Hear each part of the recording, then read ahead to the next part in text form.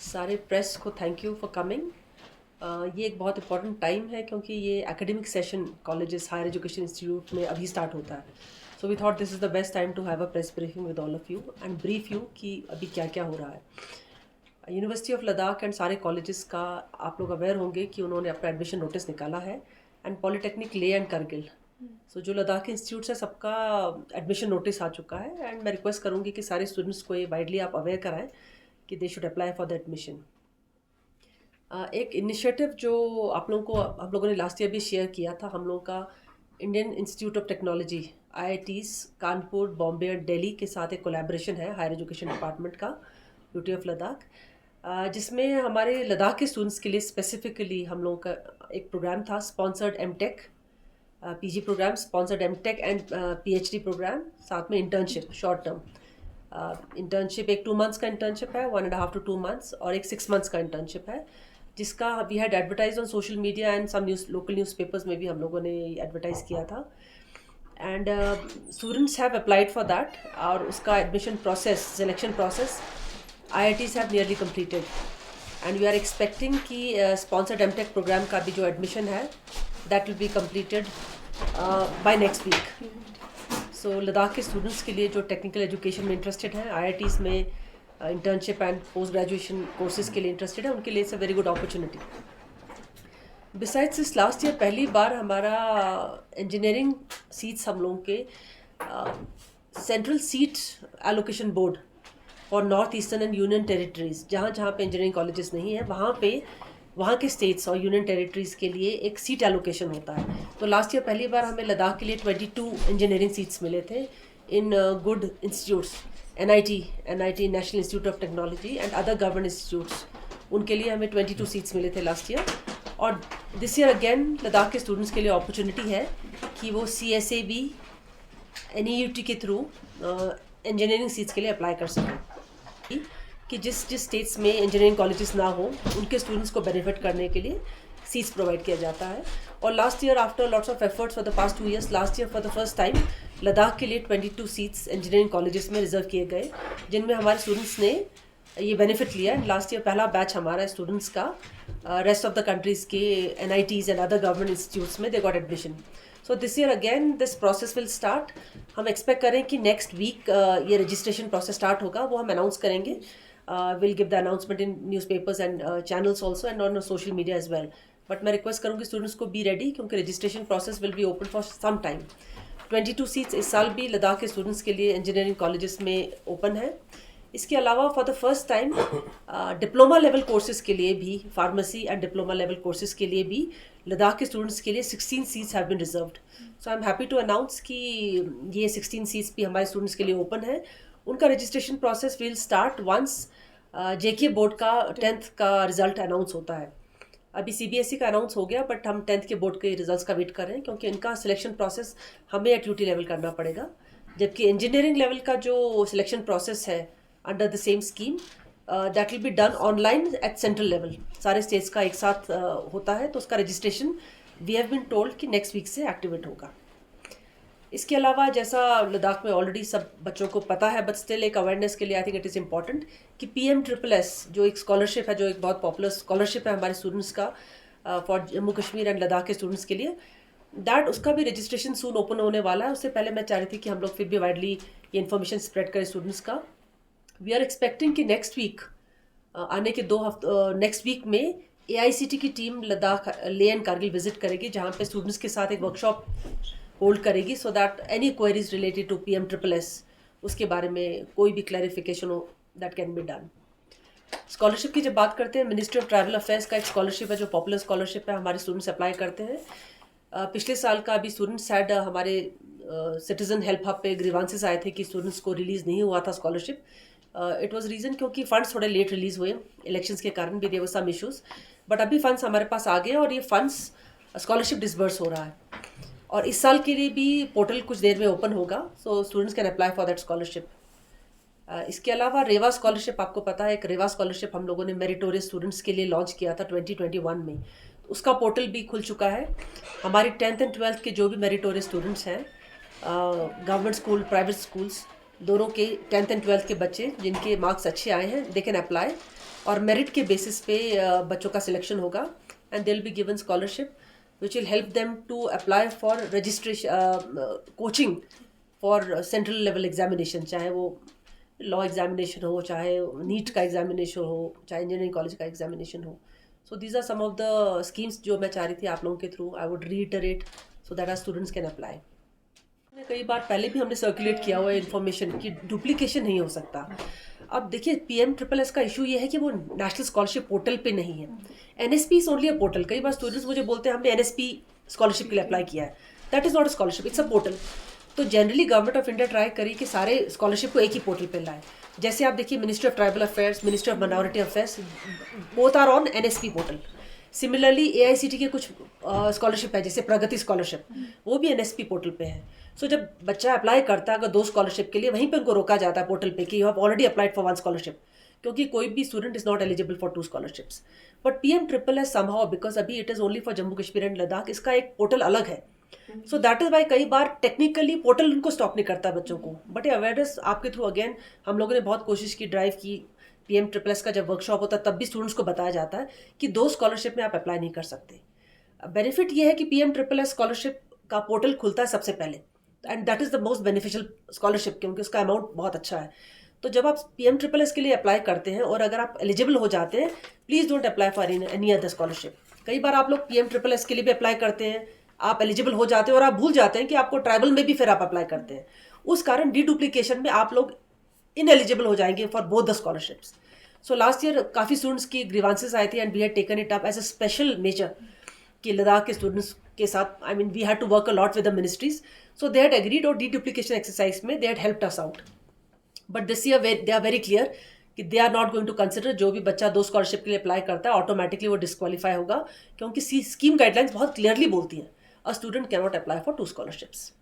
Ma'am IITs में जिस तरह से बच्चों को अपॉर्चुनिटीज़ दिया जा रहा है लद्दाख से और एडमिशन प्रोसेस आपने कर दिया है, तो वही लद्दाख में किस तरह से इनिशिएटिव लिया जाएगा कि यहाँ पे भी एक ऐसा बनाए कि बाहर ना जाना पड़े और यहाँ पे उस हिसाब से सुविधा जो है बच्चों के लिए किया जा सके. देखिए आप लोगों के साथ शायद मैं पहले भी शेयर किया था, हमारा इंजीनियरिंग कॉलेज का प्रपोजल हमने 2021 में बनाया था. और वो engineering college that was the first time जब IITs हमारे साथ आए थे. IITs के कोलैबोरेशन में हम लोग का प्लान है कि एक ऐसा इंस्टीट्यूट बनाए जो एक नेशनल लेवल पे it will be unique end of quality engineering education, ताकि हमारे बच्चों को बाहर जाने की ज़रूरत ना हो. हम तो ये भी चाह रहे हैं कि बाहर के लोग आए यहाँ पर, क्योंकि हम जो स्ट्रीम्स इंट्रोड्यूस करेंगे that will be very unique to this area. जब हम लोगों ने कोलैबोरेशन स्टार्ट किया था IITs के पास, तब IITs ने सजेस्ट किया था कि इस इंजीनियरिंग कॉलेज के लिए विल रिक्वायर फैकल्टी और लोकल फैकल्टी हो तो बेस्ट है. And that is how the idea of sponsored MTech and PhD program started. So हमारा जो MTech और PhD प्रोग्राम भी IITs का है वो एक लिमिटेड पीरियड के लिए है, बिकॉज कॉस्ट भी ज़्यादा है एंड आइडिया है कि हम लोग अपना इंजीनियरिंग कॉलेज स्टार्ट करें.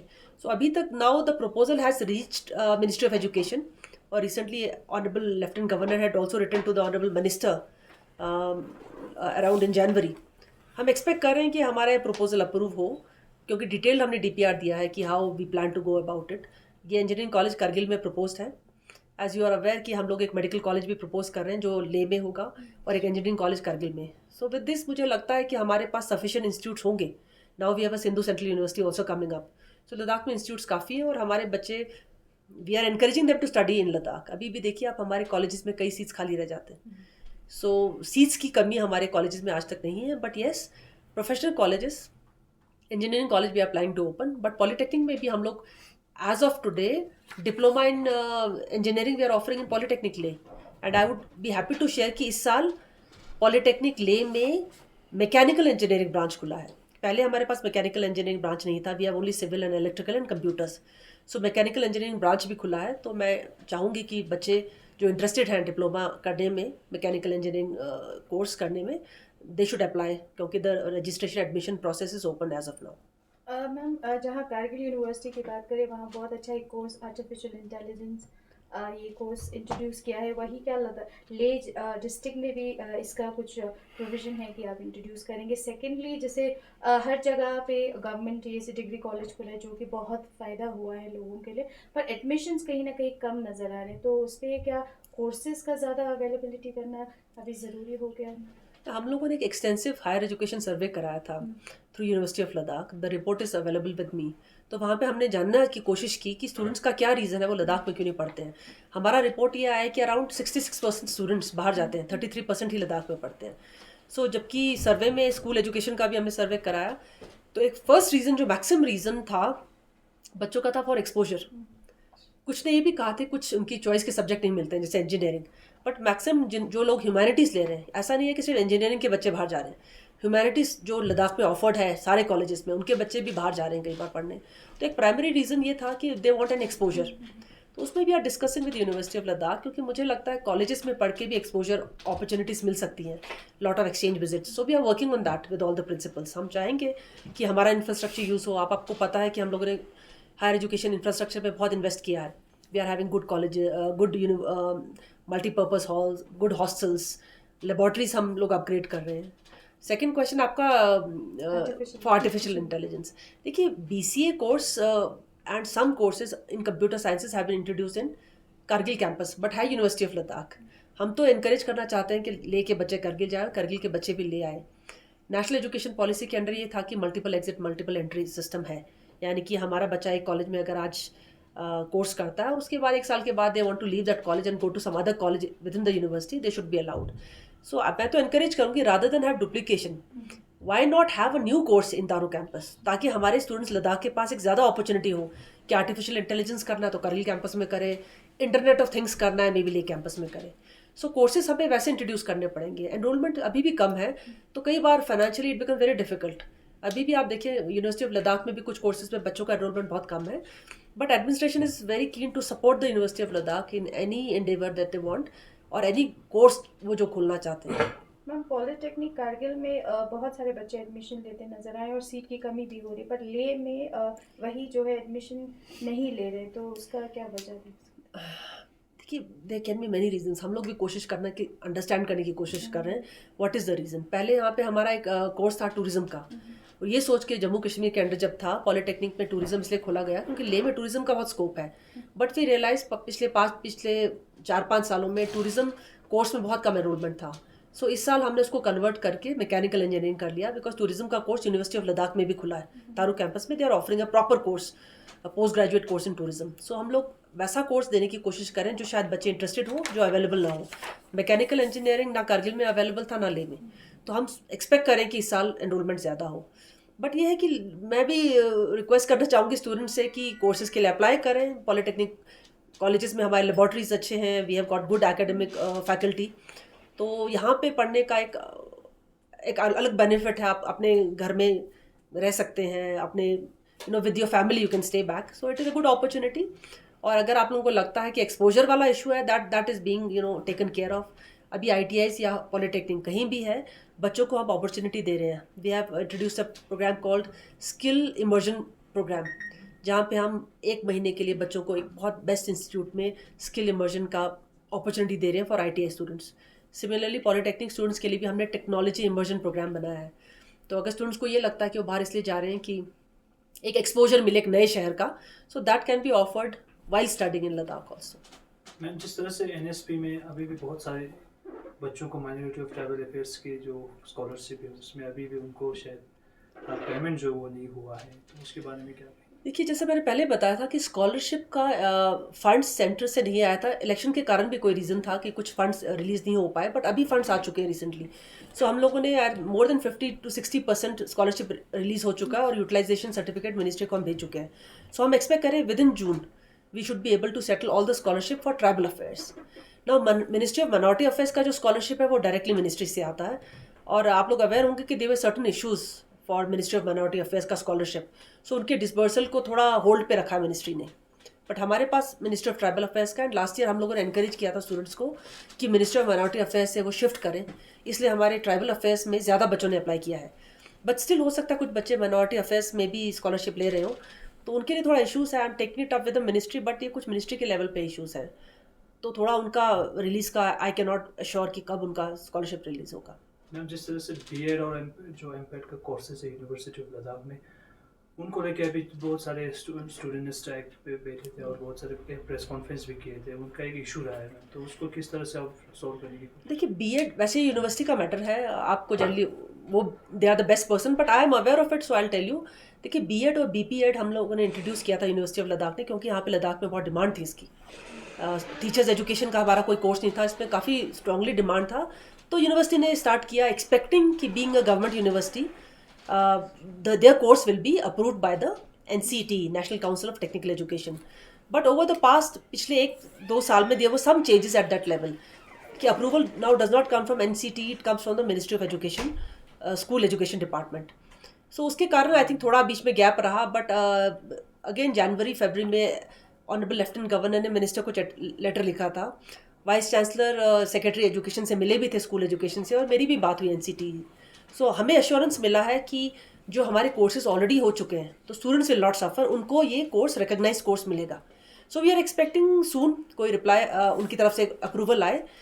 एज फार एज आगे के लिए फ्यूचर के लिए उन्होंने बोला है कि कोई आई थिंक इंटीग्रेटेड प्रोग्राम के लिए, इंटीग्रेटेड टीचर्स एजुकेशन प्रोग्राम के लिए यूनिवर्सिटी ऑफ लद्दाख ने अप्लाई किया है, तो उसके लिए मैंने बहुत स्ट्रांगली रिकमेंड किया है, क्योंकि हमारे यूनिवर्सिटी ऑफ लद्दाख का जो I mean it's just a new university, 5 साल ही हुए हैं, तो एक क्वालिफिकेशन होता है कोई टेक्निकल टीचर्स एजुकेशन प्रोग्राम करने के लिए, एक यूनिवर्सिटी का कुछ साल का एक्सपीरियंस होना चाहिए शायद।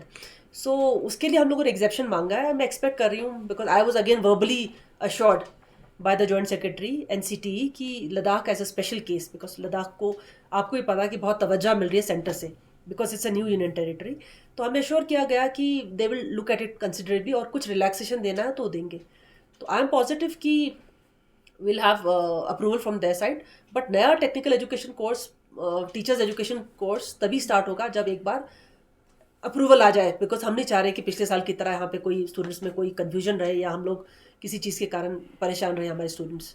बट पुराने जो कोर्सेज है उसका अश्योरेंस मिल चुका है, मैं एक्सपेक्ट कर रही हूँ कि इस महीने तक कुछ रिजल्ट आए वहाँ से।